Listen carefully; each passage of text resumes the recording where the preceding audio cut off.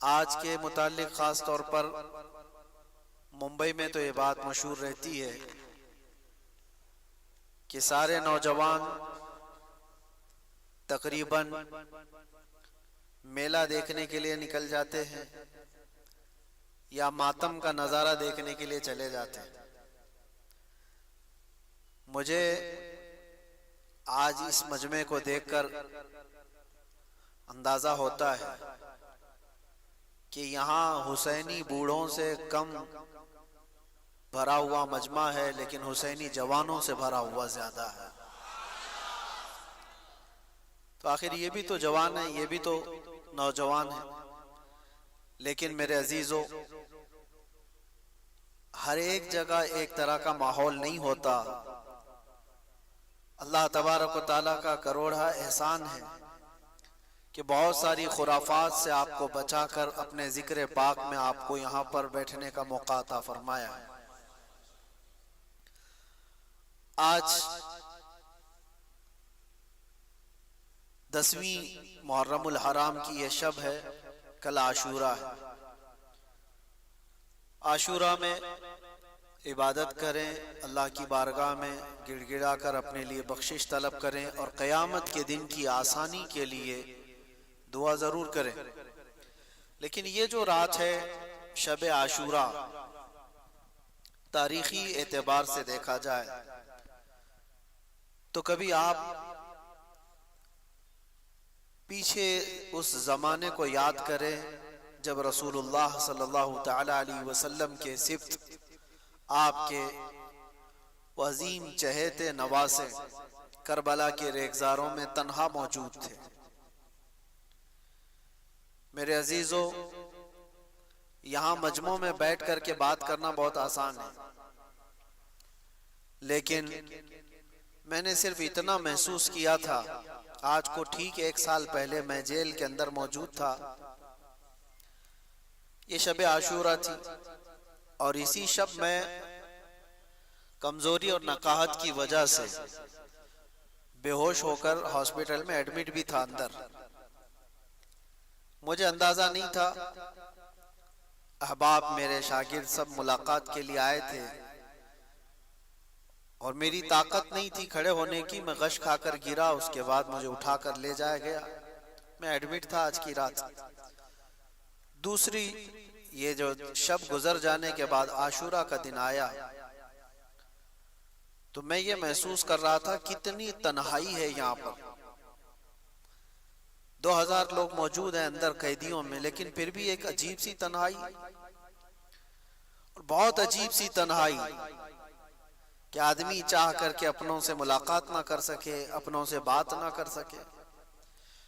تو میں یہ سوچتا ہوں کہ قید کا ایک دن اتنا بھاری لگتا تھا جو تنہائی محسوس ہوتی تھی، اور ہم 2000 لوگوں کے بیچ میں موجود تھے۔ ایسا نہیں کہ سارے ہمارے مخالف وہاں تھے، اکثر لوگ چاہنے والے بھی تھے، لیکن وہ منظر کیسا ہوگا جو 22,000 کے لشکر میں تنہا رسول اللہ کا لاڈلا تھا۔ اندازہ تو کرو وہ تنہائی کیسی ہوگی، جہاں پر ہر طرف انسانوں کا شور ہو، اور دشمنی پر اترے ہوئے وہ ایسی جماعت جن کو کوئی نسبت سمجھ میں نہ آتی، ایسوں کے درمیان ایک رات گزارنا کتنا مشکل وقت ہوتا ہے۔ میں نے معلوم کیا کہ جب کسی کے سر پر موت سوار ہو جائے، یعنی یوں کہ ظالم تلوار کھینچ لے اور تمہارے خاتمے کے لیے وہ پوری طور پر کمر بستہ ہو چکا ہو، اور تمہیں معلوم ہے کہ میں قتل کیا جا سکتا ہوں یا میں مارا جا سکتا ہوں، تب کیفیت کیا ہونی چاہیے، کیسی گھبراہٹ اور بے چینی ہو۔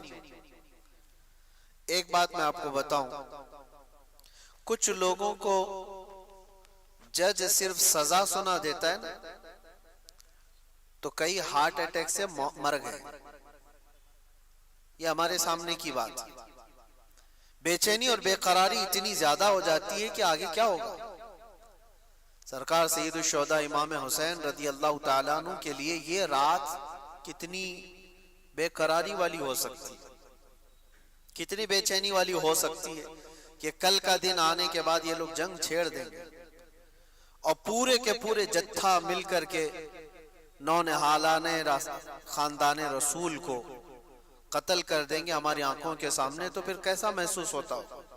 لیکن میرے عزیزو، خیمہ امام حسین میں کہیں پر بھی بے چینی اور بے قراری تھی نہیں، کہیں پر بھی نہیں تھی، اس لیے کہ وہ 3 دن کے پیاسے تو ضرور تھے، بھوکے بھی تھے۔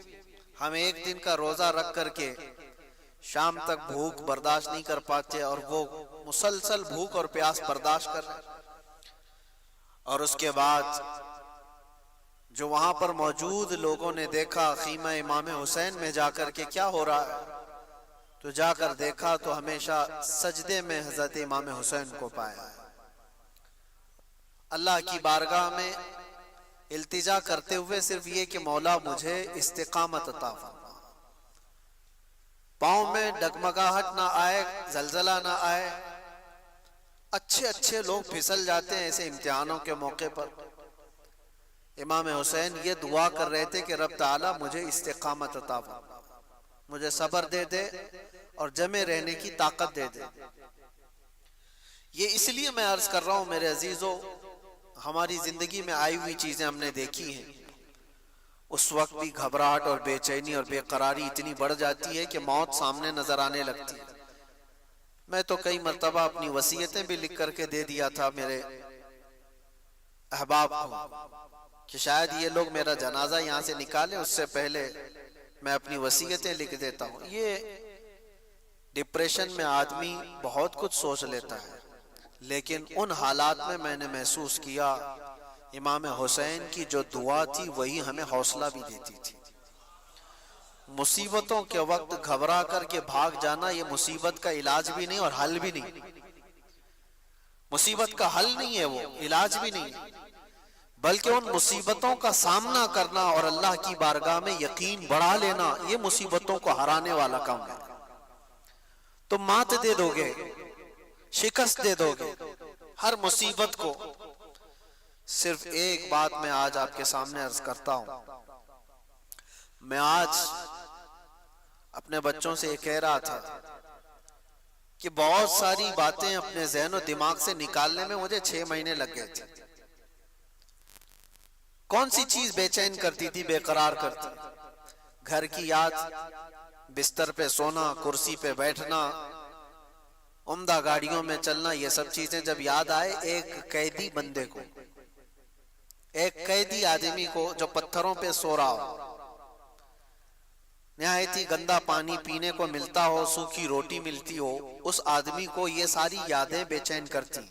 میرا گھر کیسا تھا، میری گاڑی کیسی تھی، میرے دوست کیسے تھے، میرے چاہنے والے، یہ سب خیالات جو اسے بے چین کرتے۔ دھیرے دھیرے ایک ایک چیز کو دماغ سے نکالنا شروع کی، نہیں سب دنیا ہے، گھر بھی دنیا ہے، گاڑی بنگلہ یہ ساری چیزیں یہ دنیا ہے، دوست و احباب یہ بھی دنیا ہے۔ سب کی چیزوں کو ذہن سے نکالتے نکالتے اب کسی کی یاد نہ آنے پائے تاکہ تڑپ اور بے چینی نہ آئے۔ سب نکالنا بہت مشکل رہتا ہے، لیکن کچھ ریہرسل کے بعد نکال لیے، سب نکال۔ آخری چیز باقی رہ جاتی ہے اولاد کی محبت۔ بچوں کی محبت جلدی ذہن سے جاتی نہیں ہے۔ میں اپنا تجربہ آپ کے سامنے عرض کر رہا ہوں۔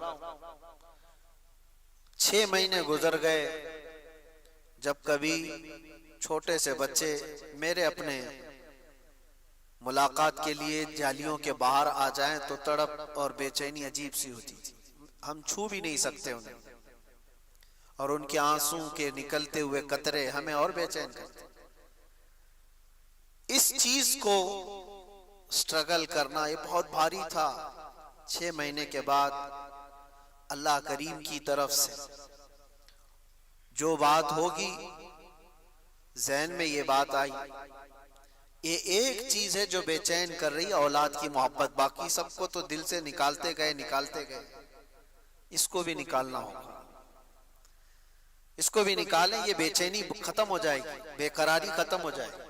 دنیا ہے، اولاد بھی دنیا ہی ہے، بیوی بھی دنیا ہے، یہ آخری مہینہ رہا ہوگا، دل ٹھان کر کے یہ کہنا پڑا مجھ کو بھی کہ نہیں، اب مجھے اولاد کی بھی ضرورت نہیں، ذہن سے نکال دو، نہیں یاد کروں گا۔ مصلی پہ گر جاتا، اللہ کی بارگاہ میں عرض کرتا کہ رب تبارک و تعالی یہ ساری چیزوں کو ذہن سے نکال دیا، اب آخری جو چیز تھی وہ بچوں کی محبت تھی، وہ بھی نکال رہا ہوں، بس خالی اتنا ہے کہ تیرے دربار میں آنا ہے، اور یہاں پر مجھے صبر اور استقامت کے ساتھ اللہ تو قائم رہنے میں مدد فرما۔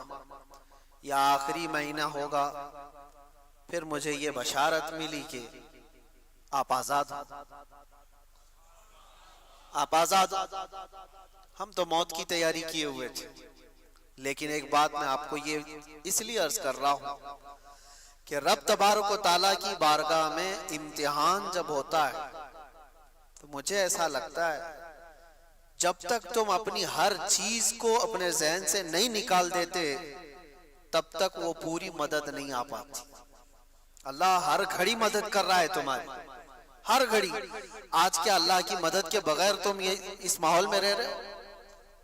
رب تبارک و تعالیٰ کی مدد نہ ہوتی تو کتوں کے بیچ میں جینا ہی تمہارا حرام ہو جاتا۔ الحمدللہ ہمیں کوئی فرق نہیں پڑتا، چاہے جو چیزیں بھی بند ہو جائیں، لیکن جی رہے۔ اور آج میں تو یہ محسوس کرتا ہوں ایسے جی رہے ہیں جیسے 32 دانتوں کے بیچ میں زبان جیتی ہے، سب دانت نوکیلے ہیں، زبان بہت نرم ہے لیکن دبتی کسی سے نہیں ہے۔ ہاں کبھی کبھار غلطی سے پھسل گئی تو کسی دانت کے نیچے آتی، ورنہ کوئی دانت اس کو کاٹتا نہیں ہے۔ زبان کو کوئی کاٹتا ہے؟ حالانکہ 32 کے بیچ میں رہتی۔ تو یہ اللہ تعالیٰ کی مدد نہ ہو تو آپ جی بھی نہیں سکتے۔ رب تبارک و تعالیٰ کی ہر گھڑی مدد ہے، لیکن جو پرٹیکولر مصیبت کے وقت جو مدد ملنی ہے آپ کو، اس کے لیے آزمائش اور امتحان ہوتے ہیں۔ بہتوں کو ہم نے دیکھا جمعہ ٹو جمعہ دعا کیے، قبول ہی نہیں ہوئی، دوسرے جمعہ تک کر لیے، پھر سوچے قبول ہی نہیں ہوئی، چھوڑو ہماری نہیں سنی جاتی، وہاں پر ختم کر دیے اور یوٹن لے لیا۔ کتنے تو جیل میں ایسے میں نے دیکھا جو کافر ہو گئے، معاذ اللہ رب العالمین۔ کس وجہ سے؟ وہ سیدھے کہتے ہیں کہ نمازوں سے کچھ فائدہ نہیں، ہم تو کب سے نماز پڑھ رہے ہیں، ہم تو کتنے دنوں سے دعا کر رہے ہیں۔ ایسی باتیں میرے عزیزو سن سن کر کے اچھے سے اچھا آدمی پگھلنے لگتا ہے۔ میرے پاس ایسی باتیں آئی، پہلے تو میں توبہ کیا، اے اللہ اگر نماز پڑھنے کی وجہ سے ہی قید میں رہتے ہیں تو زندگی بھر قید ہی اچھا ہے۔ جیسے لوگ وہاں کہہ رہے تھے دعا کرنے سے دعا قبول نہیں ہوتی، لیکن تھوڑے دنوں کے بعد دماغ میں یہ بات آنے لگتی ہے کہ کیا حقیقت میں دعا نہیں قبول ہوتی؟ ہماری بھی نہیں ہو رہی ہے، اور ہماری تو چھوڑو، ہمارے لیے پورے ہر خطہ ہر علاقہ دعا میں مشغول ہے، بچے سے لے کر جوان تک، جوان سے بوڑھے، عورتیں، سارے لوگ، مسجد کے امام، خطیب، مدارس کے علماء، سب دعاؤں میں ہیں۔ پھر دماغ میں یہ بات آئے کہ کیا دعائیں قبول نہیں ہوتی؟ یہ شیطانی وسوسہ ہے۔ میرے عزیزو امتحان کی جو گھڑی ہوتی ہے وہ بہت ڈیفرنٹ ہے، بہت الگ ہے۔ امتحان کی گھڑی کے لیے لکھا جا چکا ہوتا ہے یہاں سے یہاں تک تمہیں سفر کرنا ہے تو کرنا ہی ہے۔ کچھ اور گھڑیاں ہیں جہاں پر تمہارے بن مانگے اللہ تعالیٰ تمہارے لیے بہت کچھ اتارتا ہے، لیکن امتحان کی گھڑیاں الگ ہوتی ہیں، آزمائش کی الگ ہوتی ہیں۔ تو جب ذہن میں ایسے سوالات آنے لگے اتفاق سے، ایسا اسلامی تاریخ کی کئی کتابیں وہاں ملتی تھی، ایک کتاب میں نے پڑھا، ایک بات میں آپ کو بتاتا ہوں، جیل کے قیدیوں کے لیے ہی تھی وہ بات، جو مایوس ہو جاتے ہیں، نا امید ہو جاتے ہیں۔ ایک صحابی ہیں حضرت ابو جندل، یہ مکہ میں قید ہو گئے تھے کافروں کے ہاتھ، اور ایسے قیدی بنائے گئے تھے کہ ان کو زنجیروں سے باندھ کر کے رکھا جاتا تھا اور مارتے الگ تھے۔ حضور پاک صلی اللہ علیہ وسلم ہجرت کر کے چلے گئے، شروع اسلام میں وہ قید ہو گئے تھے، تقریباً سمجھ لیں اعلان نبوت کے 2-3 سال بعد وہ قید ہو گئے، اور اس کے بعد کنٹینیو 7 سال تک قید میں رہے، کفار چھوڑتے نہیں تھے۔ حضور پاک صلی اللہ علیہ وسلم ہجرت کر کے مدینے چلے گئے، 6 سال ادھر گزر گئے، سوچو آپ کتنے سال ہو گئے، 13 سال۔ اور جب حضور پاک صلی اللہ تعالی علیہ وسلم عمرہ کے لیے آ رہے تھے 1400 صحابہ کے ساتھ، جو حدیبیہ کے مقام پر مکہ کے کافروں نے آپ کا راستہ روک لیا اور کہا کہ ہم آپ کو عمرہ کرنے نہیں دیں گے۔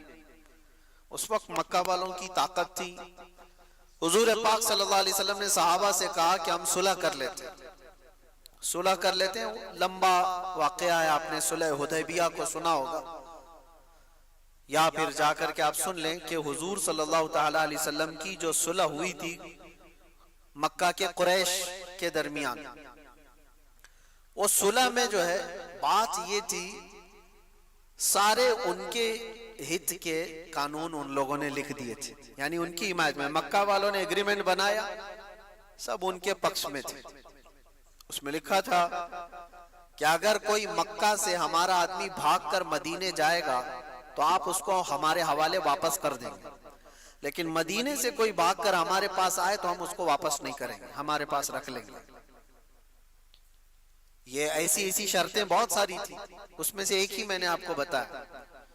حضور پاک صلی اللہ تعالی علیہ وسلم نے اس کو بھی منظور کر لیا۔ اب سنیے بات میں کہہ رہا ہوں، یہ ایگریمنٹ بن رہا ہے نا، ابھی ایگریمنٹ بننے سے پہلے ہی ایک حال یہ ہو گیا کہ حضور پاک صلی اللہ تعالی علیہ وسلم کے وہ صحابی حضرت ابو جندل جو مکہ میں 13 سال سے قید میں تھے، وہ قید سے چھوٹ کر کے بھاگ کر آ گئے۔ 13 سال بعد جو چھوٹ کر کے آیا ہو تو اب اس کا کیا حال ہوگا؟ ارے 4 دن کا جو چھوٹ کر کے آتا ہے اس کی کیفیت الگ ہوتی ہے، جو 13 سال کی قید کے بعد چھوٹ کر کے آیا ہو، زنجیریں لگی ہوئی تھی، اور حضور پاک صلی اللہ تعالی علیہ وسلم کہاں ہیں؟ حدیبیہ کے مقام پر، جو مکہ سے ابھی 35 کلومیٹر دور ہے۔ وہ آ گئے، 1400 صحابہ نے ان کو دیکھا تو گلے لگانا شروع کیا، ابو جندل کتنے سالوں سے قید میں ہے، ہمارا بھائی آ گیا، ہمارا بھائی آ گیا۔ اب ابو جندل سب کو اپنے زخم دکھا رہے تھے، ان ظالموں نے ہمیں کیسے مارا ہے، کہاں کہاں ظلم دیا۔ صحابہ دیکھ دیکھ کر کے پریشان تھے۔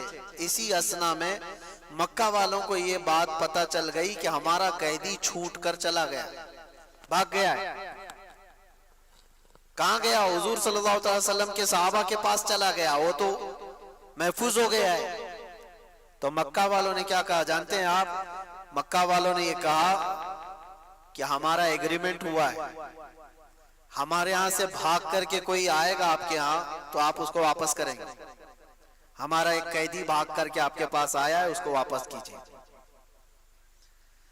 آپ اندازہ کرو، یہ میں پڑھ رہا تھا، 13 سال کے بعد زخموں سے چور، ظلم و ستم برداشت کیا ہوا ایک قیدی جب اپنوں کے بیچ آیا ہو، اور وہ کفار مکہ ضد پر اڑ گئے کہ ابو جندل کو جب تک آپ واپس نہیں کریں گے ہم ایگریمنٹ پہ سائن نہیں کریں گے۔ صحابہ سب کے سب کھڑے ہو گئے، کہا یا رسول اللہ صلی اللہ علیہ وسلم، یہ تو ایگریمنٹ کے بعد کی بات تھی، ابھی تو ہوا نہیں نا، ابھی تو اس پر عمل ہونا اس وقت طے ہوگا جب دونوں طرف کی دستخط ہو جائے، ابھی تو سائن ہوا نہیں ایگریمنٹ، اس سے پہلے ابو جندل آئے، ہم واپس نہیں کر سکتے انہیں، اور اتنا ان کے اوپر ظلم کیا گیا ہے، نہیں واپس کر سکتے۔ سارے صحابہ ایک طرف، اور کفار قریش اس ضد پر ہے کہ جب تک اس بندے کو واپس نہیں کرتے ہم ایگریمنٹ سائن نہیں کرتے، یہ صلح نہیں ہوگی۔ اب سوچو، نظر سب کی حضور کی طرف تھی. رسول پاک صلی اللہ علیہ وسلم، یہ بہت کٹھن مرحلہ ہے، توجہ چاہتا ہوں، بہت کٹھن مرحلہ ہے. وہ رحمت للعالمین ہے، یقیناً حضور پاک صلی اللہ تعالی علیہ وسلم رحمت للعالمین، اس میں کوئی شک ہے؟ صحابہ ابو جندل سب حضور کی طرف دیکھنے لگے. آپ کا کیا فیصلہ ہے؟ حضور پاک صلی اللہ علیہ وسلم نے فرمایا ابو جندل کو حوالے کر دو، ان کی واپس کر دو. سب ہکے بکے رہ گئے، دیکھتے رہ گئے. کیسے ہو سکتا ہے جو ہمارا بندہ ہمارے پاس آیا ہو اتنے سالوں تکلیف اٹھانے کے بعد، اب حضور فرما رہے. وہ ہاتھ پھیلا پھیلا کر کے حضور کو پکارنے لگے، یا رسول اللہ صلی اللہ علیہ وسلم، ان کے پاس تکلیف بہت زیادہ ہے، یہ مجھے بہت زیادہ ظلم کرتے ہیں مجھ پر، کیا آپ مجھے واپس ان کے حوالے کر رہے ہیں؟ حضور پاک صلی اللہ تعالی علیہ وسلم نے صرف اتنا فرمایا، ابو جندل واپس چلے جاؤ. پھر انہوں نے کہا یا رسول اللہ آپ کس کے حوالے کر رہے ہیں؟ ان ظالموں کے حوالے. حضور نے فرمایا ابو جندل واپس چلے جاؤ، جب تک تم وہاں پر ہو میں تمہارے ساتھ.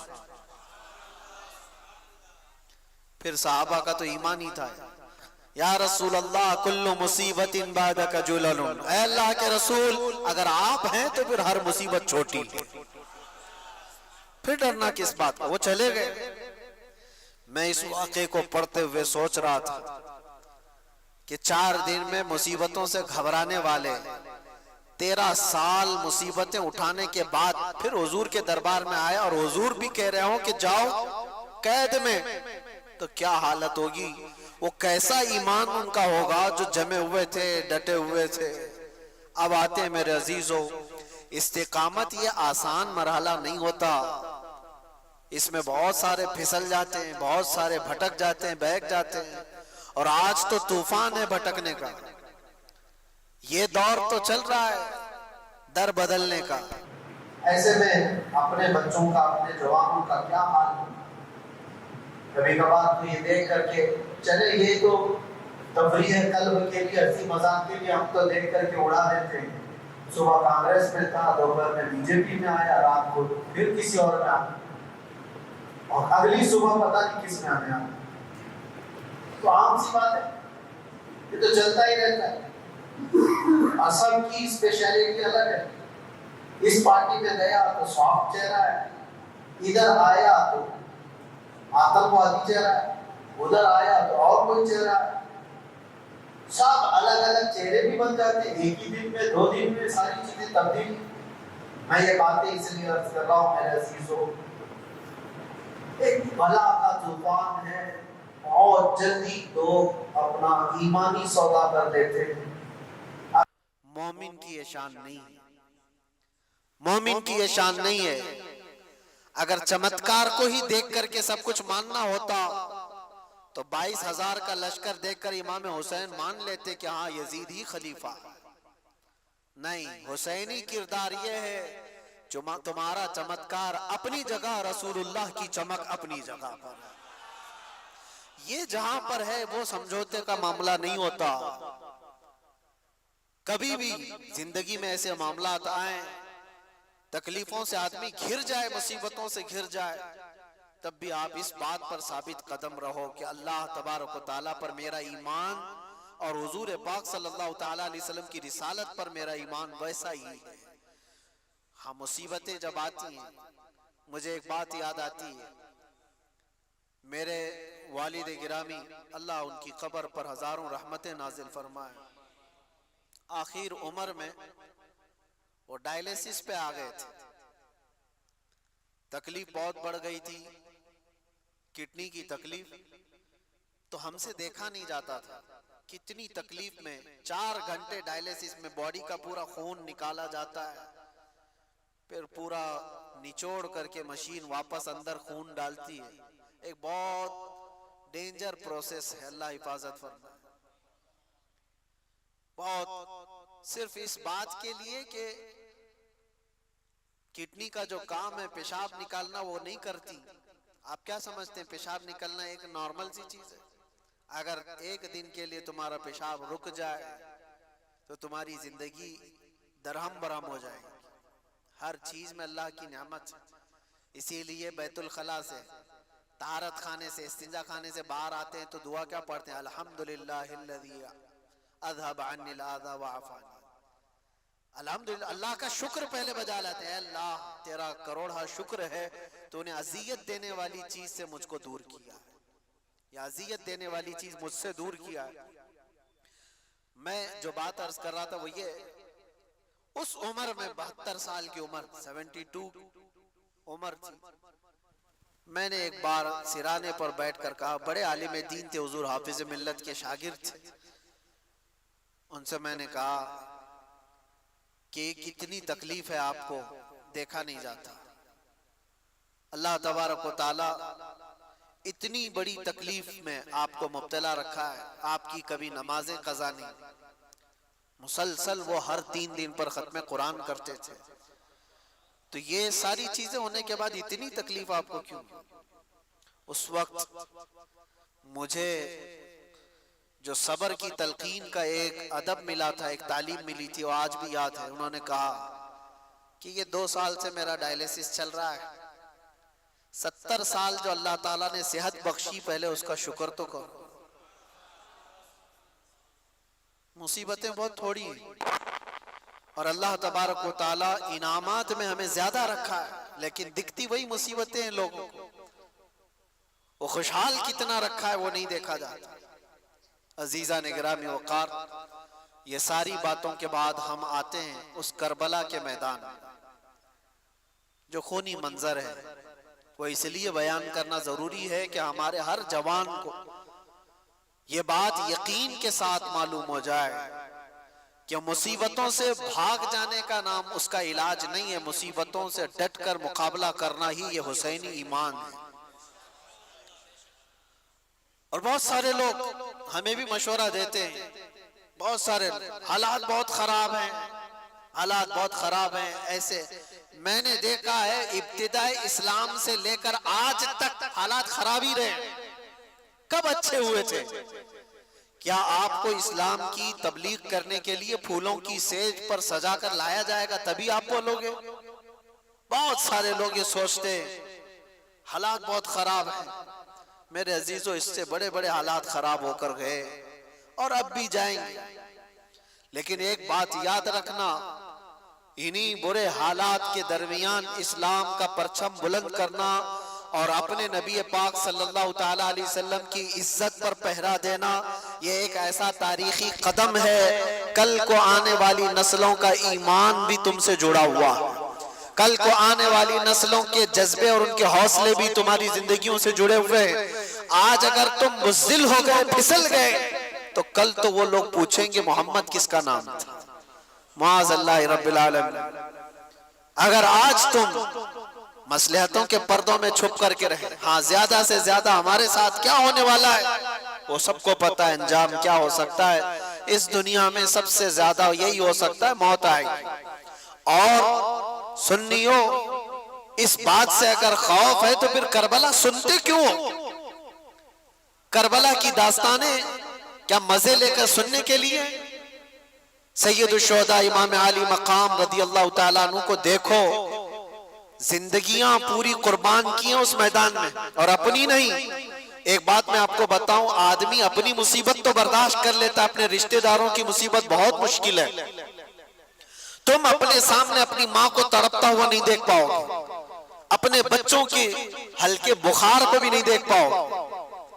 مجھے کچھ سالوں پہلے کی بات ہے، میں اپنی پریکٹیکل لائف ہی آپ کے سامنے عرض کر رہا ہوں۔ 2 سال کا میرا بچہ تھا، انگلی اس کی دروازے پہ پھنس گئی تھی، کٹ گئی اور لٹک گئی اتنی تیزی سے کہ دروازہ آدھی انگلی کو کاٹ دیا، اور بے چینی اتنی بے قراری کہ اٹھا کر میں بھی بھاگتا ہوا ہاسپٹل پہنچا، اور بھی تھے 2 لوگ۔ چھوٹا بچہ 2 سال کا ہو اور وہ چیخ رہا ہے، اس کی چیخوں سے ہماری روح بے قرار ہے۔ ڈاکٹر کے پاس لے گئے، ڈاکٹر نے دیکھا، فوراً پکڑ کر خون بند کیا اور اس کے بعد کہا اس کو ٹاکے لگانے پڑیں گے، ٹاکے لگائے بغیر یہ کٹ کے گر سکتی ہوں۔ ہم نے کہا اس فوراً جو بھی فیصلہ لینا ہے، نرس ڈاکٹر مل کر میرے بچے کو اندر لے جاتے، ہمیں کہتے آپ مت آنا، آپ باہر کھڑے رہو، کیونکہ باپ اور ماں کی بے قراری اور بے چینی دیکھتے ہیں ڈاکٹر۔ کہا کہ ہمارے کام میں خلل ہوگا، میں کہا میں دیکھوں گا، کہا نہیں دیکھ سکو گے۔ اور حقیقت بات ہے میرے عزیزوں، اندر جانے کی ہمت نہیں ہوئی، اس لیے کہ جب وہ لوگ ٹاکے لگا رہے تھے، اللہ کوئی بے ہوشی کی دوا وغیرہ نہیں، ایسے ہی ٹاکے لگائے جا رہے تھے، اور بچے کی چیخ سے پورا ہاسپٹل گونج رہا تھا۔ سچ بتاؤں ہمارے آنسو ہیں کہ تھمتے نہیں تھے، بے قراری ہے کہ رکتی نہیں تھی، جلدی سے جاؤں بچے کو اٹھا لوں، جلدی سے جاؤں سینے سے لگا لوں، دور سے پکارتا رہا بیٹا بس تھوڑا اور، بس تھوڑا اور، ہو گیا ختم ہو گیا۔ یہ بے قراری مجھے آج بھی یاد آتی ہے۔ پھر اس دن بھی میں نے یاد کیا تھا، صرف انگلی کٹی تھی تو یہ بے قراری تھی۔ وہ سید الشہداء امام علی مقام کی گود میں ظالموں نے بچوں کو چھلنی کر دیا تھا، ان کے حلقوں میں تیر چلا کر امام کے ہاتھ میں ہی ان کے بچے کو شہید کیا تھا۔ کیسے وہ اپنے ہاتھ میں بچہ اٹھا کر کے کھڑے ہوں گے؟ ایکسپلین ہم نہیں کر سکتے اس چیز کو، تصور سے بڑھ کر کے یہ چیز، ہم سب کے صبر مل کر کے بھی امام حسین کے قدم تک نہیں پہنچ سکتے۔ ہماری زندگیوں کے سب کے صبر، میرے عزیزوں یہ آسان کام نہیں ہے۔ آپ کو پتا ہے عزیزوں کی موت ایک کے بعد دوسرا، دوسرے کے بعد تیسرا، تیسرے کے بعد چوتھا شہید ہوتا جا رہا ہو، جو امام علی مقام کی طرف سے آ رہا ہے۔ امام حسین جانتے تھے ہمارے قافلے میں کل ملا کر 82 لوگ ہیں، ادھر 22,000 کا لشکر ہے، مقابلہ کیسے ہوگا؟ کیا امام علی مقام کو دنیاوی حالات پر خبر نہیں تھی؟ وہ رسول اللہ کے وہ وارث جن کو رسول اللہ صلی اللہ علیہ وسلم نے فرمایا میرا جود و سخا پورا حسین کو دیا گیا ہے، کیا وہ امام علی مقام کو حالات کی خبر نہیں تھی؟ سب خبر تھی، انہیں پتا بھی تھا یہ کوئی مقابلہ نہیں۔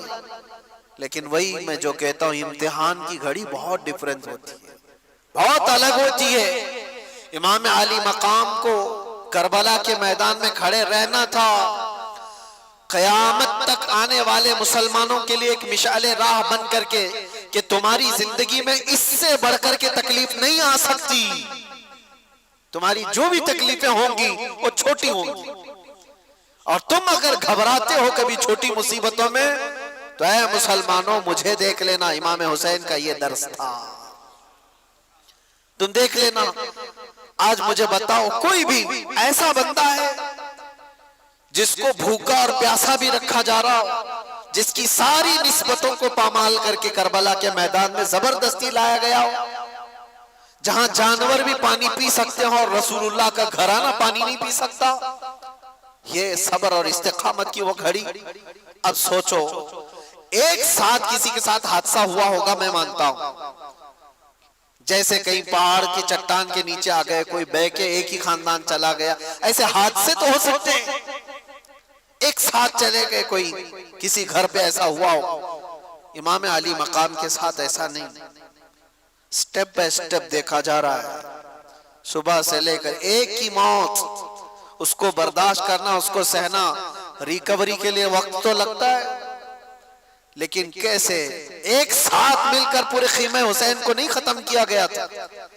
امام حسین رضی اللہ تعالیٰ عنہ کے ساتھی پہلے جا رہے ہیں، جو جاتے دعا سلام کر کے میدان میں جاتے اور واپس نہیں آتے تھے، اور اگر واپس آتے تو صرف اتنا کہتے تھے کہ پانی کی چند بوند مل جائیں تو اور لڑیں گے۔ لیکن میرے عزیزوں، امام حسین رضی اللہ تعالیٰ عنہ کی عمر پاک اس وقت آپ اندازہ کرو 56 سال کی عمر ہے، 56 سال کی عمر میں وہ ایک ایک لاش کو اٹھا کر کے جمع کرتے جا رہے ہیں، اور جب باری آئی خاندان کی، اور خاندان میں حضرت امام قاسم جو امام حسن کے بیٹے جوان تھے 19 سال کی، جب وہ جا رہے تھے تو امام علی مقام نے ان کو دیکھ کر کے صرف اتنا کہا تھا میرے مرحوم بھائی امام حسن کی تم یادگار تھے، لیکن یہ ساری یادگاریں ایک کے بعد دیگر میدان کربلا کی رونق بنتی جا رہی تھی۔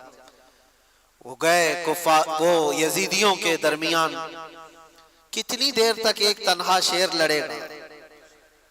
یہ سارے بھیڑیے جب جتھے کے ساتھ حملہ کرتے، تیروں سے چھلنی کر کے زخمی کر کے گراتے اور پھر سر کو جسم سے الگ کر دیتے تھے۔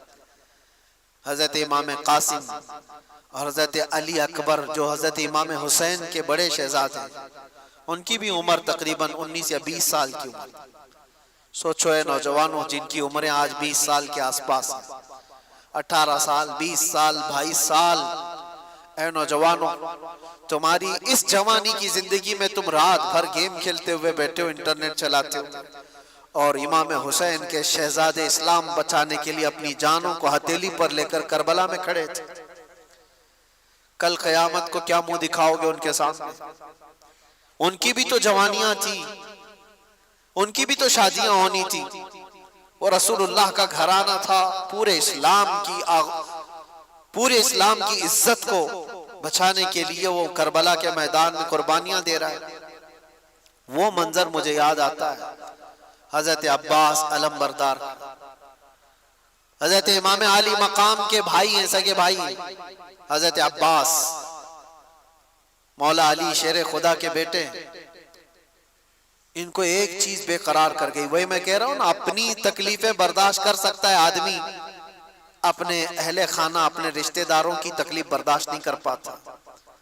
ہوا یہ کہ 9 سال کی بچی حضرت بی بی سکینہ، وہ حضرت امام علی مقام کی چھوٹی شہزادی ہیں، وہ حضرت عباس سے کہنے لگی چچا کیا آپ جا کر کے ہمارے لیے پانی کا انتظام کر سکتے ہیں؟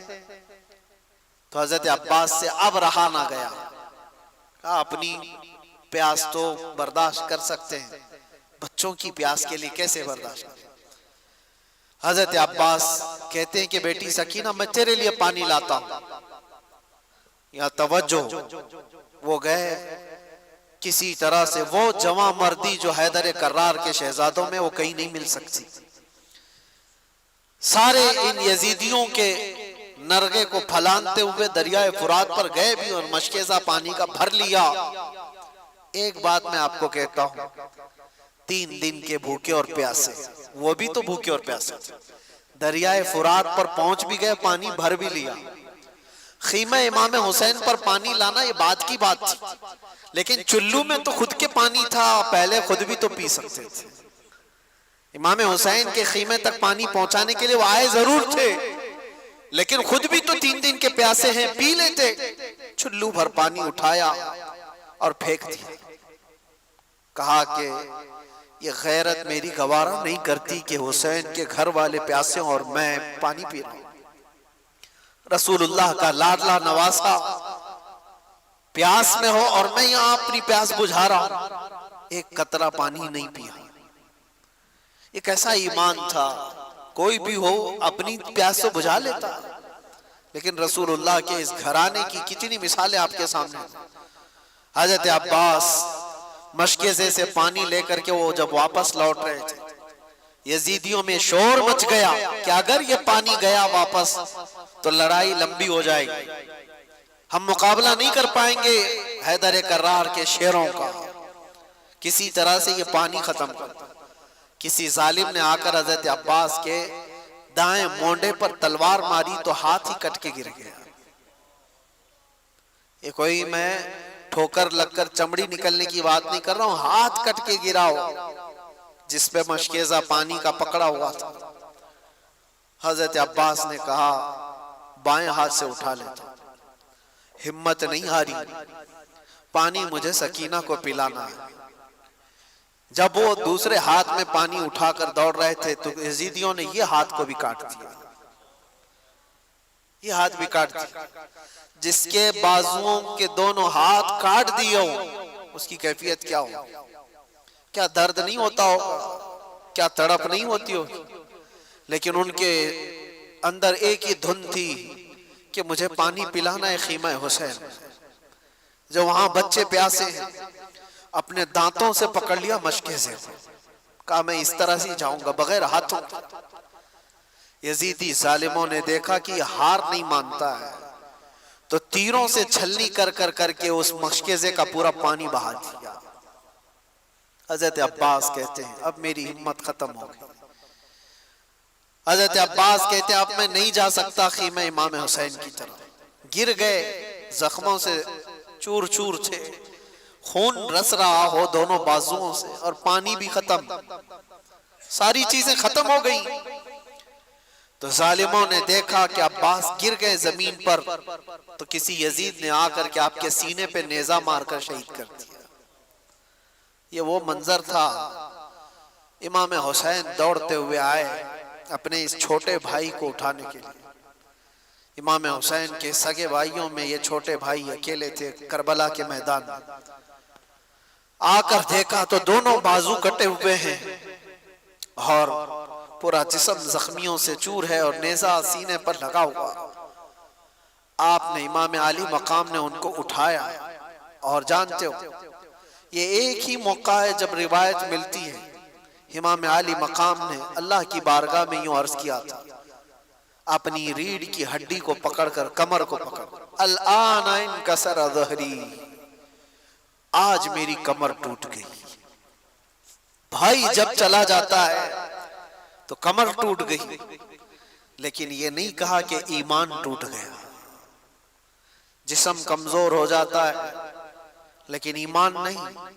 امام علی مقام آئے واپس خیمے میں، بی بی سکینہ ویسی پیاسی تھی، آپ کی اہلیہ ویسی پیاسی، آپ کے گھر کے بچے ویسی پیاسی۔ وہ منظر کیا عجیب منظر ہے۔ مجھے بات یاد آتی آج سے 1 سال پہلے جب میں کربلا کے واقعات میں جیل کے اندر بھی سنا رہا تھا، تو جو غیر مسلم ہیں وہ بھی رو رہے تھے، غیر مسلم جن کا ایمان نہیں ہے، امام علی مقام کے گھرانے کی ان شہادتوں کو سن کر وہ بھی رو رہے تھے۔ یہ سانحہ ایسا ہے۔ اندر کی بیویوں نے آ کر امام علی مقام سے کہا کہ مولا ان کو تکلیف ہم سے ہے، دشمنی ہمارے سے، ہمارا 6 مہینے کا جو ننھا علی اصغر ہے اس سے تو نہیں ہے دشمنی، اب سینے میں دودھ سوکھ گیا ہے، اس بچے کو لے جائیں، شاید اس کو کچھ پانی کے قطرات وہ حلق میں ڈال دیں تاکہ اس کی پیاس کم ہو جائے۔ امام علی مقام نے اپنی بیوی کی بات سن کر کے اس ننھے علی اصغر کو اٹھا کر میدان میں تشریف لائے تھے۔ ایک بات یاد رکھیں، جس کے سر پر ہوس طاری ہو اس سے کبھی کوئی امید نہیں لگائی جا سکتی، کبھی رحم کی امید نہیں کر سکتے۔ امام علی مقام نے یزیدیوں کو پکار کر کہا میرے بچے نے تمہارے ساتھ کچھ نہیں کیا، یہ تو بولتا بھی نہیں، 6 مہینے کا ہے، لیکن دیکھو اس کی ماں کے سینے سے دودھ سوکھ گیا ہے، تم اس کو کچھ پانی پلا دو۔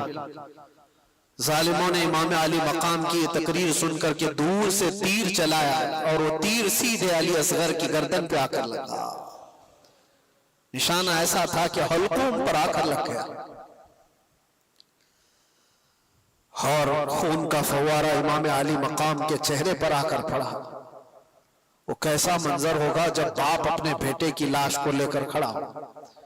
جلدی سے امام علی مقام نے اپنے بچے کو چھپا لیا، سینے سے لگا لیا، چہرے سے خون کو صاف کیا، یہ نہیں کہ ماتم کروں، رو دو، چلاؤں، اللہ کی بارگاہ میں اتنا کہا کہ مولا میری یہ چھوٹی قربانی کو بھی قبول فرما لے۔ 6 مہینے کا بچہ جس باپ کی گود میں شہید ہو چکا ہو، اس کا کیا حال ہونا چاہیے۔ سینے سے لگایا، بچہ ہچکیاں لیتے ہوئے خاموش ہو چکا تھا، لیکن سب سے بڑا کٹھن مرحلہ یہ تھا کہ بچے کو ماں کے حوالے بھی تو کرنا ہے۔ جب وہ خیمے کی طرف لے کر کے آئے تو خیمے کی خواتین نے پکار کر کے کہا مولا امام حسین لگتا ہے کہ بچے کو پانی پلا کر لائے، اس لیے کہ بچے کے رونے کی آواز نہیں آ رہی، بچے کے چیخنے کی آوازیں نہیں آ رہی۔ دور سے خواتین نے پوچھا امام علی مقام سے کہ مولا کیا بچے کو انہوں نے پانی پلا دیا؟ امام علی مقام نے کہا ہاں، انہوں نے ایسا پانی پلایا کہ اس کے بعد تمہارا بچہ کبھی پانی نہیں مانگے گا، اس لیے کہ اس کے مقدر میں یہاں کا پانی نہیں تھا، اس کو پانی یہ ظالم کیا پلاتے، اس کو پانی تو رسول اللہ کے ہاتھ سے پینا تھا، نبی پاک صلی اللہ تعالیٰ علیہ وسلم کے ہاتھ سے جام کوثری سے پینا تھا۔ کیسا صبر کا موقع ہو سکتا ہے؟ یہ سب میں آپ کو مرحلے بتا رہا ہوں، ذہنوں کو حاضر رکھ کر کے سوچو کہ اس میدان میں کھڑے ہوئے اس امام علی مقام کے ساتھ کیا گزر رہا تھا۔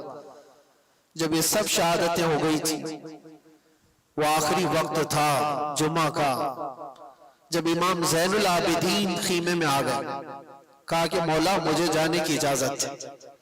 ایک ہی بیٹے بچے تھے امام علی مقام کے، امام زین العابدین، بیمار تھے اور وہ کپڑے پہن کر کے جب اپنے بابا جان کے پاس آئے، 17 سال کی عمر کے، امام علی مقام سے کہا مجھے بابا اجازت دو، سارے بھائی ہمارے شہید ہو چکے، گھر پورا چلا گیا، آپ کی عزت و آبرو پر کوئی حرف آنے نہ پائے جب تک آپ کا بیٹا ہے۔ امام علی مقام نے ان کو پکڑ کر بٹھایا، کہا ان کو مسئلہ مجھ سے ہے، میرے مر جانے کے بعد وہ تمہارے سے کوئی مواخذہ نہیں کریں گے، لیکن اگر تم گئے شہید ہو گئے تو اس کے بعد وہ مجھے بھی ماریں گے، لیکن بیٹا امام زین العابدین سے امام علی مقام کہتے ہیں تمہارا رہنا اس لیے ضروری ہے کہ حسینی سادات کی نسل تم سے چلے گی، میرا خاندان تم سے چلنے والا ہے۔ امام زین العابدین کو گھر میں روک دیا گیا اور امام حسین کے نکلنے کا وقت تھا۔ اللہ اکبر، کتاب میں جب بھی پڑھتا ہوں ان واقعات کو آنکھیں بھیگ جاتی ہیں، رونگٹے کانپنے لگتے ہیں۔ سیدہ زینب انہیں کپڑے پہنا رہی تھی، وہ تبرکات دے رہی تھی جو رسول اللہ صلی اللہ علیہ وسلم کے تبرکات ان کے پاس تھے، حیدر کرار کی تلوار ان کے پاس تھی، امیر حمزہ کے تبرکات، جعفر طیار کا پٹا، یہ سب امام حسین کو ان کی سگی بہن پہنا رہی تھی، اور یہ کہہ کر کے کہ کاش اگر میری ماں فاطمہ زہرا آج ہوتی تو یہ کام وہ کر رہی ہوتی۔ امام علی مقام کو ان کی بہن نے حوصلہ دیا اور کہا کہ فی امان اللہ، آپ اللہ کے راستے پر جا رہے ہیں، ہماری طرف سے کوئی فکر کی ضرورت نہیں، ہم عورتوں کی طرف سے آپ بے خوف رہیں۔ وہ عورتیں کیسا صبر لے کر تھیں، کیسی استقامت۔ امام علی مقام آخری مرتبہ اس گھوڑے پر سوار تھے، لیکن تاریخ نگاروں نے یہ بھی بتایا کہ گھوڑا آگے بڑھتا نہیں تھا، جو امام علی مقام کا گھوڑا ہمیشہ سفر میں رہنا، گھوڑا میدان جنگ میں آگے بڑھ نہیں رہا تھا، تو آپ نے اتر کر کے دیکھا تو گھوڑے کی دونوں ٹانگوں کو بی بی سکینہ پکڑی ہوئی بیٹھی تھی، اور وہ یہ التجائیں کر رہی تھی کہ بابا کو مت لے جانا، اس لیے کہ جو گیا واپس نہیں آیا۔ امام علی مقام نے اپنی بیٹی کو اٹھایا اور کہا تیرا باپ یہاں پر ایک عظیم امتحان کے لیے اتارا گیا ہے، میری شہادت پر نوحہ مت کرنا، میری شہادت پر ماتھا مت پیٹنا، میری شہادت پر بال نہ نوچنا، اللہ کی رضا پر راضی رہنا اور مصطفیٰ کی شریعت کی حفاظت کرنا۔ یہ آخری وصیت تھی اپنی بیٹی کو۔ اور جب گئے مولا امام حسین، آخری وقت بھی امام علی مقام نے ان کو موقع دیا، یزیدیوں کو کہا اب بھی جو کچھ ہو گیا ہے اس کو ختم کیا جا سکتا ہے، میرے گھر والے سب قتل ہو گئے، اب بھی تم کو موقع دیتا ہوں کہ میرے قتل سے اپنے ہاتھوں کو رنگین نہ کرو، ورنہ قیامت میں کیا منہ لے کر کے آؤ گے میرے نانا کے پاس، کیا جواب دو گے؟ آخری خطبہ بھی امام علی مقام کا میدان کربلا میں گونجتا رہا، لیکن یزیدیوں پر کوئی اثر نہ ہوا۔ ایک بات میں آپ کو بتاؤں، یہ نہ اثر ہونے والی بات کب آتی ہے؟ جب کسی پر کوئی بات اثر نہیں کرتی ہے تو یہ وہی مقام ہوتا ہے جب دل دنیا کی لالچ میں مردہ ہو چکا ہو، وہ آج بھی ہو سکتا ہے، اور کہا گیا جب کسی کا دل مردہ ہوتا ہے لالچ میں، دنیا کی لالچ میں، اس کے لیے ماں سے زنا بھی کوئی بڑی بات نہیں ہوتی۔ اسی لیے ہمیشہ یاد رکھو، دل کے مردہ ہونے سے پہلے اپنے دلوں کا علاج کرو۔ دل جس کا مردہ ہوتا ہے اسے کوئی احساس ہی نہیں ہوتا کون مر رہا ہے کون جی رہا ہے۔ اسی لیے میرے عزیزوں، وہ یزیدی جو وہاں کھڑے تھے وہ مردہ دل تھے، لالچ سوار تھی، دنیا کی ہوس سوار تھی۔ امام عالی مقام کے دیے ہوئے خطبوں کا کوئی اثر نہیں ہوا، ان کو خطبہ سننے کی ضرورت کیا تھی؟ صرف اتنا دیکھ لیتے چہرے امام حسین میں جلوہ رسول نظر آ رہا ہوتا۔ کیا ان کو یہ نہیں معلوم تھا کہ یہ فاطمہ زہرا کا لاڈلا ہے؟ کیا انہیں نہیں معلوم تھا یہ حیدر کرار کا لخت جگر ہے؟ کیا انہیں یہ نہیں معلوم تھا کہ رسول اللہ نے کہا ہے اپنی حدیث پاک میں، الحسن والحسین سیدہ شباب اہل الجنہ، حسن اور حسین جنتی جوانوں کے سردار ہیں؟ یہ سب باتیں ان کو نہیں معلوم تھی؟ سب معلوم تھی، لیکن تف ہے، لعنت ہے دنیاوی ہوس اور ہرس کا کہ جب یہ کسی کے دل پر سوار ہو جاتی ہے تو پھر تمام احساسات اس کے ختم ہو جاتے ہیں۔ ایک ہی چیز نظر آ رہی ہوتی ہے، دنیا دنیا دنیا۔ وہ نسبتوں کا احترام نہیں کرتا، اسے ماں باپ بیٹی استاد مرشد اولیاء انبیاء کچھ معنی نہیں رکھتے دل جب مردہ ہوتا ہے۔ اسی لیے میں کہتا ہوں میرے عزیزو، دلوں کو مردہ ہونے سے بچا لینا، ہمیشہ دلوں کو مردہ ہونے سے بچا لینا۔ میں اس پر پھر گفتگو کروں گا انشاءاللہ، آج ذکر کی مجلس بھی ہے اور ہم اپنے دلوں کو زندہ کرنے کے لیے آئے، لیکن تذکرہ امام حسین کا اس لیے ضروری تھا کہ آج کی یہ رات مولا حسین کی کیسی رات رہی ہوگی۔ جب آپ آئے آخری خطبہ بھی دیا، ظالموں پر کچھ اثر نہ ہوا، لڑنے پر تل گئے، اور لوگ یہ تو بیان کرتے ہیں کہ امام علی مقام کو شہید کر دیا گیا، لیکن کیا آپ نے کبھی یہ بھی سنا کہ امام علی مقام کے شہزادوں نے ان کتوں کی کیسی درگت بنائی تھی؟ ایک ایک شہزادے نے 100 پر حملہ کیا تھا، ایک ایک شہزادے نے 100 پر حملہ کیا ہے، اسی لیے تو وہ مقابلہ تنہا کر نہیں پاتے تھے۔ حضرت امام قاسم امام حسن کے بیٹے، ایک ہی جوان ایسا ہے جو میدان میں موجود ایک بہت بڑا پہلوان مقابل میں آیا تھا، اور اس نے کہا تھا کہ میں اس بچے کے مقابل کا لائق نہیں ہوں، یہ بچہ میرے لائق نہیں ہے، میں تو اپنے بیٹے بھیجتا ہوں۔ اس کے 4 بیٹے تھے اس پہلوان کے۔ امام قاسم کو وہ 19 سال کا جوان یہ کہہ رہا تھا یہ لڑکا ہے، میں لڑکوں سے مقابلہ نہیں کرتا، میرا بیٹا کافی ہے۔ پہلے اپنے بیٹے کو بھیجا امام قاسم کے مقابل میں، منٹ نہیں گزرے تھے کہ گاجر کی طرح کاٹ کے رکھ دیا۔ دوسرے بیٹے کو بھیجا، امام قاسم نے اس کی گردن اڑا دی۔ تیسرا آیا، تیسرا بھی مر گیا۔ چوتھا آیا، چوتھا بھی مر گیا۔ ایک حیدر کرار کا شہزادہ ہے، پہلوان کے 4 پہلوان بیٹوں کو منٹوں میں اڑا دیا۔ ارے ان کو پانی دیے ہوتے تو 22,000 کو ایک امام قاسم ہی ختم کر دیتا، لیکن وہ امتحان کی گھڑی تھی، امتحان کی گھڑی تھی۔ اور اس کے بعد وہ پہلوان پھر مقابل میں آیا کہ 4 میرے بچوں کو یہ گاجر مولی کی طرح کاٹ کے رکھ چکا ہے، اور آیا اور کہنے لگا تو جانتا ہے میرا مقام کیا ہے، میں کتنے لوگوں سے تنہا لڑ سکتا ہوں۔ بڑی بلند بانگ دعوے کرتے ہوئے وہ آیا۔ امام قاسم نے کہا سنا تو بہت ہے تیرے چرچے، تو بہت بڑا پہلوان ہے، لیکن میں دیکھ کر کے افسوس کر رہا ہوں کہ تجھے گھوڑے کی زین باندھنے کا طریقہ بھی نہیں آتا۔ گھوڑے کی جو رسی ہوتی ہے یہ باندھنا ایک فن ہوتا ہے فوجی کا، سپاہی کا، تجھے باندھنے کا طریقہ نہیں آتا اور اتنا بڑا پہلوان کہلاتا ہے۔ اس کے لیے شرمندگی کی بات تھی، آر کی بات تھی، بہت عیب کی بات تھی۔ وہ کہا میرے گھوڑے کی رسی صحیح باندھنے کا طریقہ مجھے نہیں آتا، تم سکھا رہے ہو۔ وہ گھوڑے کی ناتی دیکھنے کے لیے کیا جھکا تھا، امام قاسم نے ایک ہی وار میں اس کو ختم کر دیا۔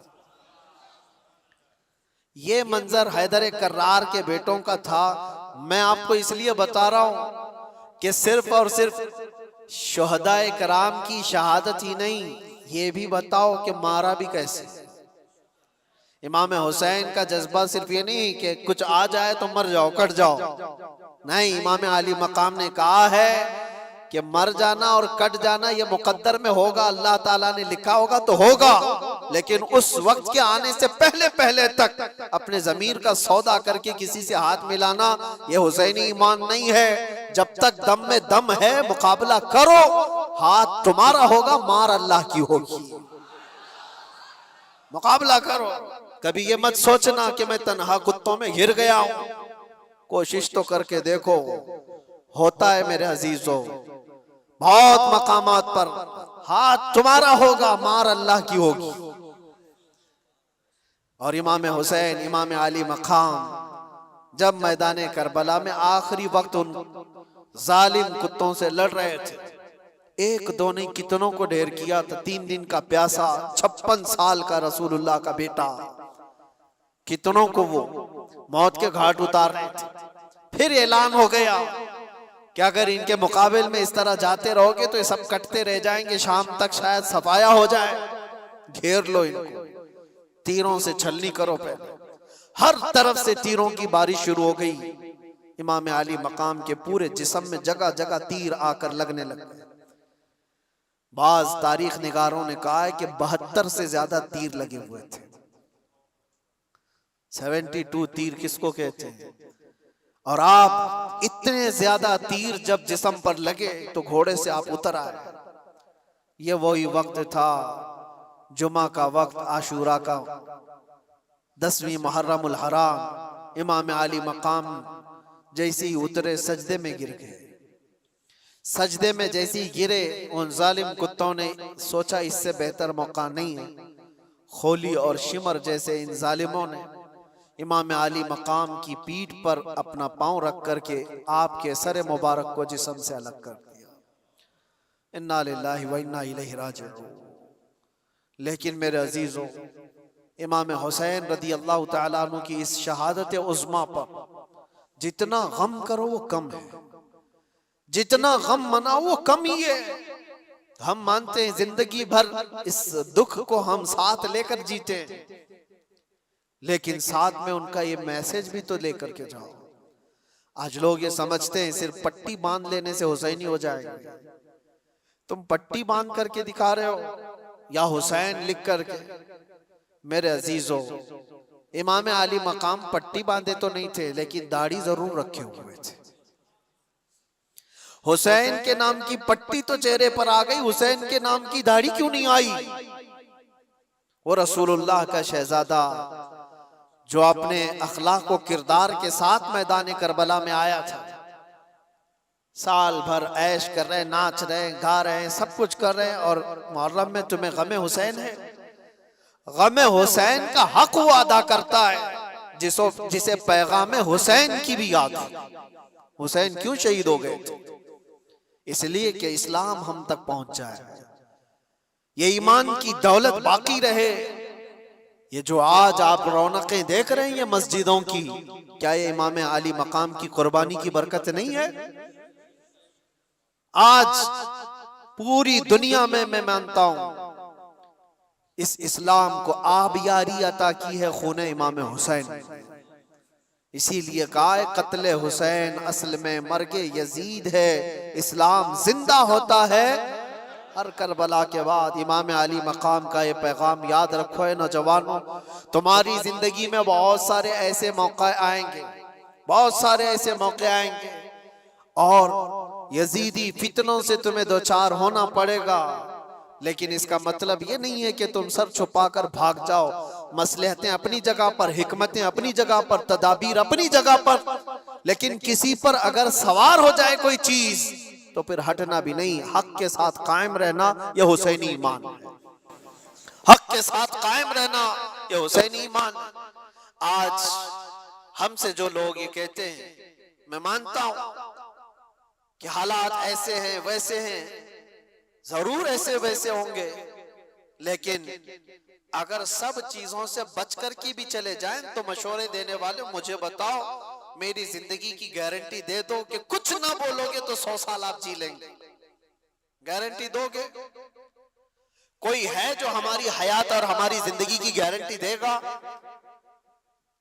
وہ صاحب بھی یہی کہیں گے گارنٹی کیا، ایک دن کی بھی میں نہیں دے سکتا۔ جب نہیں دے سکتے تو مشورہ کیوں دیتے ہو؟ ہماری زندگی کی گارنٹی نہیں لے سکتے اپنے ہاتھ میں تو ایسی بزدلی کا مشورہ نہ دو۔ ہاں ہمیں معلوم ہے موت و حیات اللہ کے دست قدرت میں ہے، اگر رب تبارک و تعالیٰ چاہے تو چونٹی سے بھی تم مر سکتے ہو، مچھر سے بھی مر سکتے ہو، اور اگر وہ نہ چاہے تو بڑے سے بڑے فرعون بھی تمہارا کچھ نہیں کر سکتے، نمرود ہو کہ فرعون ہو کہ یزید ہو، کوئی تمہارا بال بیکا نہیں کر سکتا۔ یہ ایمان ہے اور یہ تقدیر ہے۔ تو جب تک اللہ تعالی حیات باقی رکھا ہے، تمہارے جسموں میں جان باقی ہے، حسینی کردار کے ساتھ جیو میرے عزیز۔ کیوں یہ ڈھکی چھپی زندگی؟ آج جانتے ہو سب سے زیادہ آج ہمارے اوپر جو معاملات ہیں کہ ہر چیز تمہاری نشانے پر جو لی جا رہی ہے، اس کی وجہ یہ ہے کہ تم ان تمام چیزوں سے بھاگے بھاگے پھر رہے ہو۔ کیا یہ مجمع فجر میں ہوتا ہے؟ ان مسجدوں میں جو ویرانی ہے، تو ظاہر سی بات ہے ہم نے اپنے ہاتھوں سے جب اسلام کو نقصان پہنچانا شروع کیا تو خیروں کے آج لگائے ہوئے الزامات اور ان کے دیے ہوئے مصیبتوں کا واویلا کیوں مچاتے ہو؟ ہم نے خود اپنے ہاتھوں سے کتنا برباد کیا ہے۔ شادی محلوں میں جا کر دیکھو کون سا اسلام دکھتا ہے، ساری عورتیں بے نقاب، ہزاروں قسم کے فیشن، ہزاروں قسم کے پاؤڈر لالی میک اپ، جو پوری دنیا کو دکھانے کے لیے۔ یہ کون سی خواتین ہیں؟ کیا یہ فاطمہ زہرا کی کنیزیں ہیں؟ آپ کو پتا ہے جب امام حسین کا سر لے کر نیزے میں ڈال کر دمشق میں آیا تھا جلوس، خاندان رسول کی بیویاں بھی اس جلوس میں تھی، امام حسین کی بیویاں، امام حسین کی بہن، امام حسین کی بیٹی، سب اس جلوس میں قیدی بنا کر کے یزید کے دربار میں لے جائے جا رہے تھے۔ ایک واقعہ بتاتا ہوں، جب دمشق پہنچا یہ جلوس، نیزے پر امام حسین کا سر ہے اور آگے لے کر چلا جا رہا ہے قافلہ، اور ساتھ میں عورتیں بھی ہیں۔ دمشق میں پورا مجمع ٹوٹ پڑا تھا یہ منظر دیکھنے کے لیے کہ کربلا سے لٹا ہوا قافلہ آیا ہے، اور ان کو دیکھنے کے لیے سارے لوگ مجمع کے بڑی تعداد میں گلیوں میں کھڑے تھے۔ اب سوچو جس کا تماشا دیکھنے کے لیے پورا شہر کھڑا ہو، اس کے سامنے سے گزرنا ہے۔ اس مجمع کے بیچ میں ایک بوڑھے صحابی تھے، رسول اللہ صلی اللہ علیہ وسلم کے صحابی، وہ دیکھ کر کے رونے لگ گئے کہ کیا منظر ہے، میں نے اس سر کو دیکھا تھا، یہ سر وہی ہے جس کو رسول اللہ بوسہ دیا کرتے تھے، میرے آقا اپنی زبان ان کے منہ میں دیتے تھے، امام حسین کو اپنا لعاب چساتے تھے۔ وہ صحابی دیکھ کر کے دوڑتے ہوئے مجمع میں آئے، یہ جو قافلہ جا رہا تھا اس میں دیکھ کر پہچان لیا بی بی سکینہ۔ توجہ چاہتا ہوں میرے عزیز، بی بی سکینہ کو دیکھ کر پہچان لیے کہ یقیناً حسین کی بیٹی ہے۔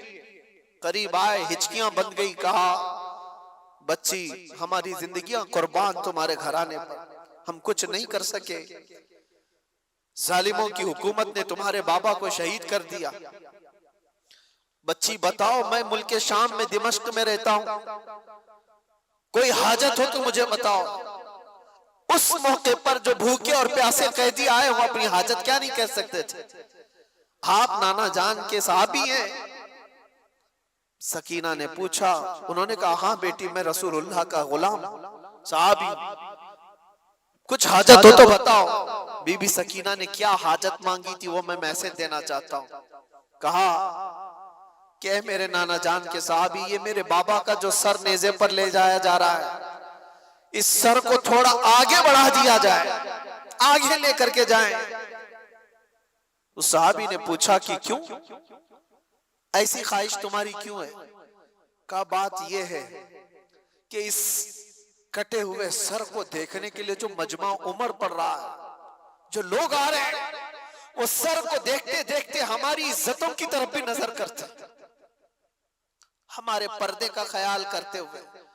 میں یہ چاہتی ہوں کہ سر کو آگے لے جایا جائے تاکہ لوگ سر دیکھنے میں مصروف رہیں اور ہمارے پردے کی پابندی ہو سکے۔ اس موقع پر اگر کوئی اپنے پردے کی پابندی کا خیال کرتی ہو، یہ گھرانہ حسین کا ہے، جس کا پورا گھر لٹ چکا ہو، اور اس وقت 9 سال کی بچی یہ کہتی ہو مجھے میرے پردے کی فکر ہے۔ میں اپنی بہنوں سے پوچھتا ہوں، گھر کی خواتین سے پوچھتا ہوں، تمہارا کیا لٹا ہے کہ تم بے پردہ باہر گھومتی؟ تمہارے ساتھ کیا ہوا ہے؟ کچھ نہیں ہوا۔ قیامت کے دن اس بی بی سکینہ کا بھی سامنا کرنا ہے، فاطمہ الزہرا کا بھی سامنا کرنا ہے۔ ان خواتین کو پتہ نہیں ہے اسلام کا چہرہ جو بگاڑ کر کے رکھی ہیں۔ دنیا تمہیں، یہ ہوس کے پجاری تمہیں صرف استعمال کرنا جانتے ہیں، کوئی عورتوں کے حقوق کی بات نہیں کرتا۔ یہ ناٹک ہے، یہ ڈھکوسلا ہے جو وومن رائٹ کی بات کرتے ہیں۔ عورتوں کے حقوق کے ہم علمبردار ہیں، پاسدار ہیں۔ کون سا عورتوں کے حقوق؟ یہ عورتوں کے حقوق کی بات نہیں کرتے، عورتوں کو ننگا اسٹیج پر نچانے کی کوشش کرتے۔ یہ سارے وہ کتے ہیں رال ٹپکاتے ہوئے عورت کو ننگا دیکھ کر مزے لینا چاہتے ہیں، اور ہماری بچیوں کو ایسا لگتا ہے کہ یہ آزادی ہے۔ آزادی ہے؟ آزادی نہیں، یہ جہنمی زندگی ہے۔ اللہ نے تمہیں اشرف المخلوقات بنایا، تم جانوروں کی طرح زندگی گزارنا چاہتے ہو؟ جانور تو کپڑے نہیں پہنتے، اور یہاں عورتوں کو ایسا لگتا ہے جتنا شارٹ لباس پہنیں گے اتنا فیشن ہے، جتنا کم کپڑا پہنو تو فیشن ہے۔ کم کپڑا پہننا اگر فیشن ہے تو کتے اور جانور جو بھینس ہے وہ تمہارے سے زیادہ فیشنیبل ہے، وہ تو ایک بھی کپڑا نہیں پہنتے۔ کیا ننگا رہنا کوئی فیشن ہے؟ امت مصطفیٰ کے ایمان کو غارت کرنے کے لیے دنیا فیشن کے طور طریقے بناتی ہے۔ ماں اور بہنوں کی آج عزت لوٹی جا رہی ہے، اس کی وجہ کیا ہے؟ کاش اسلامی پردے کی حمایت کی ہوتی ہے، ان کی عزتیں محفوظ ہوتی۔ اے نوجوانوں، ایک بات یاد رکھو، میں یہاں سے پیغام عورتوں کو دے رہا ہوں ضرور، لیکن ایک حدیث یہ بھی سنا کر جاتا ہوں۔ اللہ کے نبی صلی اللہ علیہ وسلم نے فرمایا دیوس جہنمی ہے، دیوس جہنمی ہے، دیوس جہنمی ہے۔ 3 بار مصطفیٰ کریم صلی اللہ علیہ وسلم نے فرمایا۔ تو صحابہ نے پوچھا یا رسول اللہ کون ہے دیوس؟ میرے آقا نے فرمایا وہ مرد جہنم میں جائے گا جس کی عورت بے پردہ باہر گھومتی ہے۔ تو مرد کے لیے حضور نے فرمایا مرد جو اپنی عورت کو بے پردہ باہر گھماتا ہے وہ جہنم میں جائے گا، تو جو بے پردہ عورت ہے اس کا عذاب کیا ہوگا؟ امام عالی مقام کا گھرانہ وہ نہیں ہے جو اپنے گھرانے کو بنائے ہوئے ہو۔ داستان کربلا سننا ہے تو پیغام کربلا بھی سنو۔ صرف قتل ہو گئے، کٹ گئے، مارے گئے، شہید ہو گئے، یہ صرف اور صرف کربلا کے میدان کا پیغام نہیں ہے۔ پیغام کربلا حقیقت میں یہ ہے کہ چاہے ہمارا سب کچھ لٹ جائے، دامن مصطفیٰ پر کوئی انگلی اٹھا نہ سکے۔ آج ہزاروں انگلیاں تمہاری طرف کیوں اٹھ رہی ہیں؟ تم نشہ کرتے ہو، تم شراب پی رہے ہو، تم چرس گانجے نہ جانے کیا کیا چیزیں کرو، انگلیاں تمہاری طرف اٹھائی جا رہی۔ یہ ایسا کرتے، یہ ایسا کرتے، یہ ایسا کرتے، در حقیقت تمہاری طرف یہ انگلیاں نہیں ہیں، تمہاری نسبت رسول اللہ سے۔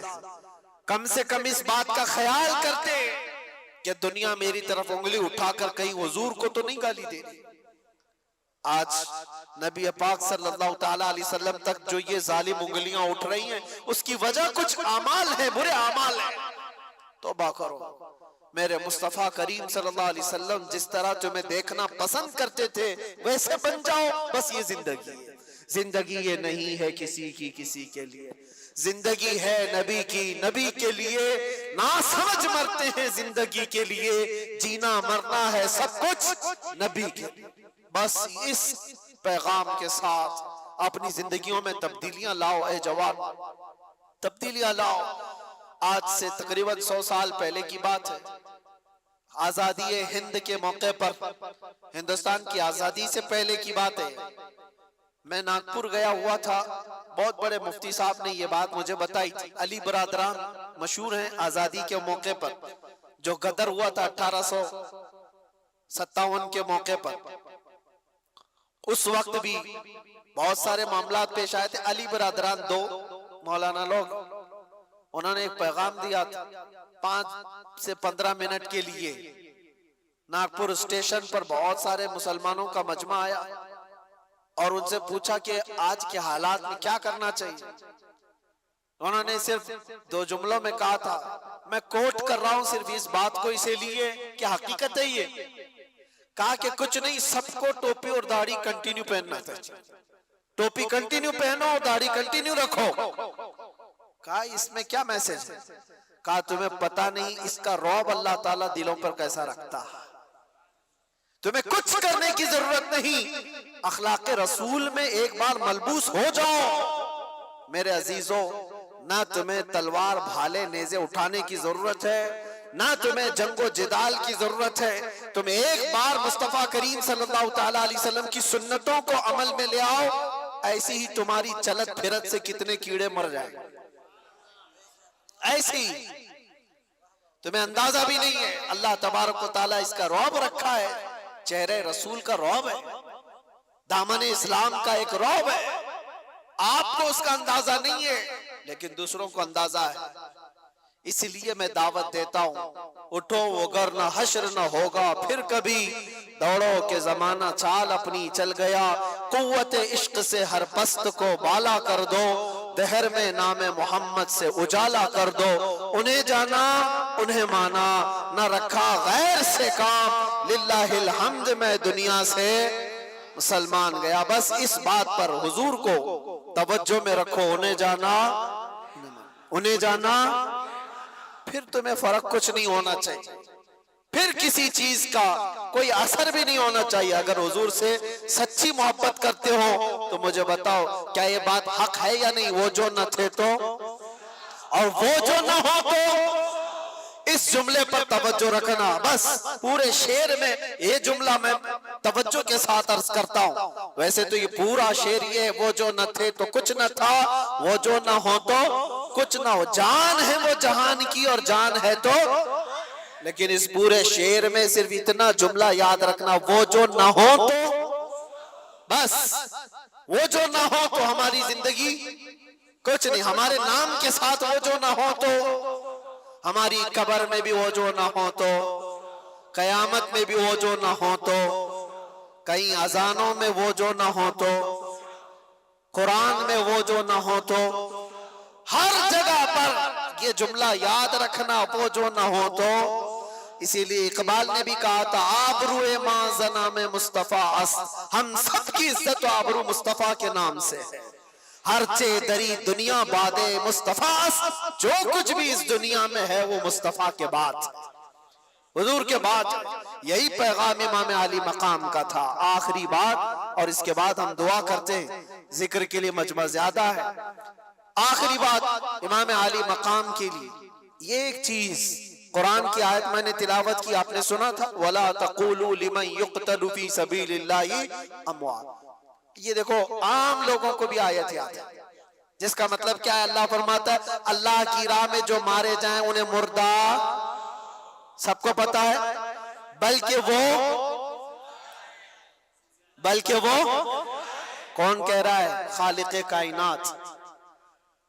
وہ کہہ رہا ہے بلکہ وہ زندہ ہے. تمہیں اس کا شعور نہیں، تمہیں اندازہ نہیں، وہ زندہ ہے. یہ قرآن گواہی دے رہا ہے شہیدوں کی زندگی. اب مجھے بتاؤ امام حسین زندہ ہے یا نہیں؟ تو زندہ جاوید کا ہم ماتم نہیں کرتے، زندہ جاوید کا ہم. خیر، مجھے جو بات عرض کرنی ہے، ایک طرف تو قرآن کی یہ آیت اور ایک طرف دوسری آیت میں آپ کو بتاتا ہوں 20ویں پارے میں اللہ اپنے رسول سے فرما رہا ہے، یا ابو جہل، یا عتبہ، یا شیبہ، یہ سب جتنے دشمنان رسول ہیں، اِنَّكَ لَا تُسْمِعُ الْمَوْتَى وَلَا تُسْمِعُ الصُّمَّ الدُّعَاءَ. اے رسول آپ ان کو اپنی باتیں سنا نہیں سکتے، اس لیے کہ یہ گونگے بہرے مردہ ہیں. اللہ فرما رہا ہے کیا ہے؟ وہ مردہ ہیں. کس کو مردہ کہہ رہا ہے؟ وہ چلتے پھرتے بھی ہیں، کھاتے پیتے بھی ہیں، اٹھتے بیٹھتے بھی ہیں، بات چیت بھی کرتے ہیں. اور قرآن کیا کہہ رہا ہے؟ وہ مردہ ہیں. اور ایک طرف کربلا کے میدان میں آؤ، ہاتھ الگ ہے، پیر الگ ہے، جسم الگ ہے، دھڑ الگ ہے، گردن الگ ہے، قرآن کہتا وہ زندہ ہے۔ قرآن کیا کہتا ہے؟ اور دوسری جگہ پر تو اللہ نے اور بھی اس سے بلند بات فرمائی، وَلَا تَحْسَبَنَّ الَّذِينَ قُتِلُوا فِي سَبِيلِ اللَّهِ أَمْوَاتًا، بلکہ ان کے مردہ ہونے کا گمان بھی مت کرو۔ کہنا الگ بات ہے، سوچنا الگ بات ہے۔ پہلی آیت میں کیا تھا؟ مردہ نہ کہو۔ دوسری آیت میں اللہ فرماتا ہے مردہ سوچو بھی مت، سوچ میں بھی نہ آئے تمہارے کہ وہ مردہ ہے۔ اب یہ فلسفہ سمجھ میں آتا ہے، جو چل رہا ہے، پھر رہا ہے، کھا رہا ہے، پی رہا ہے، اللہ فرما رہا ہے وہ مردہ ہے، انہیں کچھ سنا نہیں سکتے آپ۔ اور جو کٹ کے ٹکڑوں میں بدل گئے، اللہ فرما رہا ہے مردہ سوچنا بھی مت، وہ زندہ ہے۔ قرآن سے پوچھو پھر زندگی اور موت کہتے کسے؟ زندگی اور موت کیا ہے؟ قرآن کے فلسفے کے اعتبار سے تمہیں یہ جواب ملے گا، صرف اور صرف روح نکل جانے کا نام موت نہیں، اور چلنے پھرنے کا نام بھی زندگی نہیں۔ چلنے پھرنے کا نام بھی زندگی نہیں، اور روح نکل جانے کا نام بھی موت نہیں۔ حقیقت میں موت اور حیات کیا ہے؟ سنو قرآن کے فیصلے میں کہ اگر نبی پاک کی دشمنی پال کر بادشاہ کی کرسی پر بھی بیٹھ جائے وہ مردہ ہے، اور نبی کی عزت کا پرچم اٹھا کر 1000 ٹکڑوں میں بھی بدل جائے وہ زندہ ہے۔ موت و حیات عشق رسول کا نام ہے۔ موت و حیات ایمان کا نام ہے، ایمان کا نام ہے۔ موت و حیات ایمان ہو تو پھر اب مرنے کا خوف کیا ہے تم؟ یہ بات اس لیے میں عرض کیا، کربلا کے میدان میں جو شہید ہوئے ان کو مردہ کہہ سکتے ہو؟ نہیں، ایمان پر جن کی موت ہوئی ہے، ظلمن اگر قتل ہوئے ہیں تو اللہ نے ان کی زندگی کی شہادت قرآن میں عطا فرمائی۔ تو اب مرنے کا ڈر کیوں پالتے ہو؟ اب مرنے کا ڈر کیوں پالتے ہو؟ دو پلس پوائنٹ تمہارے پاس۔ اگر ظلمن مارے گئے تو شہادت کے بعد ہمیشہ کی زندگی، اور یہ تو ابتدا ہے، مرنے کی ابتدا ہے۔ اگر ظلمن مارے گئے تو شہادت اور ہمیشہ کی زندگی، اور دوسری بڑی نعمت یہ ہے کہ قبر میں پہنچنے سے پہلے تاجدار مدینہ کی زیارت۔ اس سے بڑھ کر کے اور کیا چاہیے؟ جب کسی بندے کو یہ خیالات ہوں کہ مجھے میرے مصطفیٰ کی زیارت کرنی ہے تو وہ بندہ مرنے سے ڈرتا نہیں ہے، بلکہ وہ روز انتظار میں ہوتا ہے کہ وہ گھڑی کب آئے گی جب آنکھیں بند ہوگی اور دیدار مصطفیٰ ہوگا۔ اسی لیے میرے عزیزوں، جانتے ہو آپ ایک مومن صالح کو موت کے بعد اس کے گھر والے قبر میں لے جا کر دفن کر کے آتے ہیں تو حضور نے جو فرمایا وہ سچ ہے کہ منکر نکیرات آتے ہیں، فرشتے آئیں گے سوال جواب کے لیے، لیکن حضور فرماتے ہیں قبر میں بھی ہوں گا، اور منکر نکیر حضور کی طرف دکھا کر کے مردے کو پوچھتے ان کے بارے میں کیا کہتا تھا۔ یہ سوال ہوگا کہ نہیں ہوگا؟ لیکن شاعر نے بہت اچھے انداز میں اس کو کہا ہے، جو بندہ زندگی بھر یہ تمنا کرتے کرتے کرتے رہ گیا کہ آج ہوگی زیارت کی کل ہوگی، آج ہوگی زیارت کی کل ہوگی، اور مر گیا بندہ، خواب میں زیارت نہ ہو سکی، اب اس کو یقین تھا مرنے کے بعد تو ہوگی، مرنے کے بعد تو پکا ہوگی، اور جب مر گیا تو قبر میں آ کر فرشتے جھنجھوڑ کر اٹھا رہے ہیں تو جھنجلا کر کے کیا کہے گا؟ اب تو پائے ناز سے اے فرشتوں کیوں اٹھو، ارے مر کے پہنچا ہوں یہاں اس دل ربا کے واسطے، مر کے پہنچا ہوں یہاں، مجھے یہاں تک پہنچنے میں مرنا پڑا ہے، موت آئی ہے تب میں یہاں پہنچا ہوں، گر پڑ کے یہاں پہنچا، مر مر کے اسے پایا، چھوٹے نہ الہی اب سنگے در جانا نہ۔ میرے عزیزو، اس تمنا کے ساتھ اپنی زندگی گزارو۔ آج جو شب عاشورہ ہے، دعا کرو کہ مولا کریم جب تک ہماری زندگیاں باقی ہیں، ہمارے جسم میں خون کا آخری قطرہ باقی ہے، ایمان اور عزت کی زندگی عطا فرما، اور ظالموں کی صحبت سے اور بزدلوں کی صحبت سے ہمیشہ ہماری حفاظت فرما، ہماری رگوں میں حسینی خون عطا فرما، ہمارے دلوں کے اندر جذبہ حسینی عطا فرما، ہماری اولاد ہماری نسل سب کو غلامان حسین میں پیدا فرما، اور یزیدی فتنوں سے مولا ہمیں ڈٹ کر مقابلہ کرنے کی توفیق عطا فرما۔ وآخر دعوانا الحمدللہ رب العالمین۔ السلام علیکم۔